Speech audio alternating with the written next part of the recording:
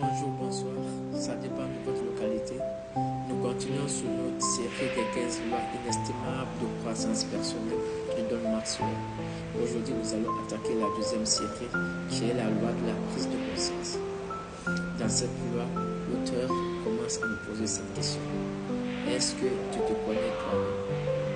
Donc, l'auteur nous dit que pour notre développement personnel, nous devons connaître nos forces, nos faiblesses et les différentes opportunités que nous pouvons créer à travers nos forces. Et pour ce faire, il commence à identifier 3 types de personnes. Il nous dit que dans ce monde, nous avons des personnes qui ne se connaissent pas eux-mêmes, qui ne connaissent rien, qui ne connaissent pas leurs forces, leurs faiblesses et tout ça là qui ne connaissent pas. Et souvent, ce sont les personnes qui juste attendent de la vie. Si tout ce que la vie fera d'eux, ils sont prêts juste à supporter cela. La deuxième catégorie de personnes sont les personnes qui connaissent leurs forces et leurs faiblesses et qui connaissent même les opportunités qu'ils peuvent en créer, mais qui ne prennent aucune action. Donc, ce sont des personnes qui souvent accusent la société, qui accusent les parents, qui accusent les finances, qui accusent tout le monde. Enfin, nous avons la troisième catégorie de personnes. Ce sont des personnes qui connaissent leurs forces et leurs faiblesses, les opportunités qu'ils peuvent créer à travers cela et prennent des actions concrètes pour pouvoir atteindre leurs objectifs. L'auteur nous invite à être dans cette troisième catégorie de personnes.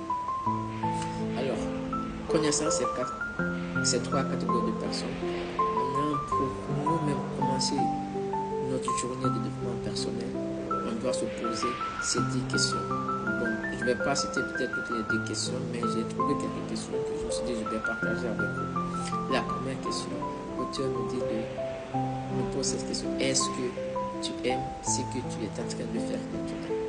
Ou bien est-ce que tu aimes l'état dans lequel tu es maintenant? Vous voyez, il y a des personnes, soit tu fais un travail que tu n'aimes pas, soit tu es un chômeur, mais tu n'aimes pas l'état dans lequel tu te trouves maintenant. Soit tu fais quelque chose, donc tu fais quelque chose que tu n'aimes pas. Après cela, l'auteur nous invite maintenant à se poser la question. Qu'est-ce que tu aimes faire? Donc c'est de connaître ce que nous voulons faire. Peut-être que tu es en train de travailler comme mécanicien ailleurs, mais toi tu veux jouer comme footballeur. Peut-être que tu es enseignant, mais toi tu veux être un ingénieur dans telle chose. Donc, qu'est-ce que tu aimes faire? T'essaies de connaître cela. Et après, on se pose cette troisième question.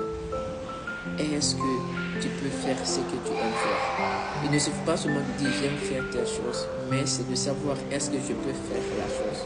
Vous voyez, par exemple, moi j'aime la musique, mais je sais que je ne sais pas chanter. Ça c'est quelque chose que je sais. Donc si quelqu'un me met dans un groupe des musiciens, c'est pour voilà, perdre des contrats. Donc je ne sais pas chanter, mais j'aime la musique. Donc après, la 4e question qu'on doit se poser, quelles sont les raisons qui me poussent à faire ce que j'aime faire? Ça c'est quelque chose de très important. Ce sont ces raisons qui vont me donner la force de continuer.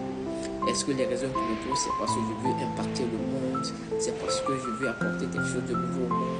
Vous voyez, toutes ces raisons-là me permettraient de continuer encore. Après ça, l'auteur nous dit de se poser cette 4e question, 5e question qui dit que est-ce que tu connais des gens qui font ce que tu veux faire?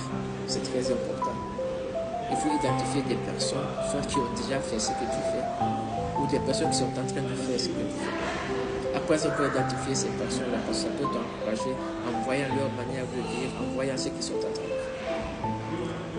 Après, la 6e question qu'il faut se poser, c'est est-ce que je suis prêt à apprendre de ces personnes? Donc, je peux apprendre de ces personnes. Ces personnes peuvent être pour moi, par exemple, des mentors. Ces personnes, peut-être que tu n'as pas accès à ces personnes, mais peut-être tu as accès à leurs livres, tu as accès peut-être aux publications qu'ils font. Vous voyez? Donc, j'apprends de ces personnes.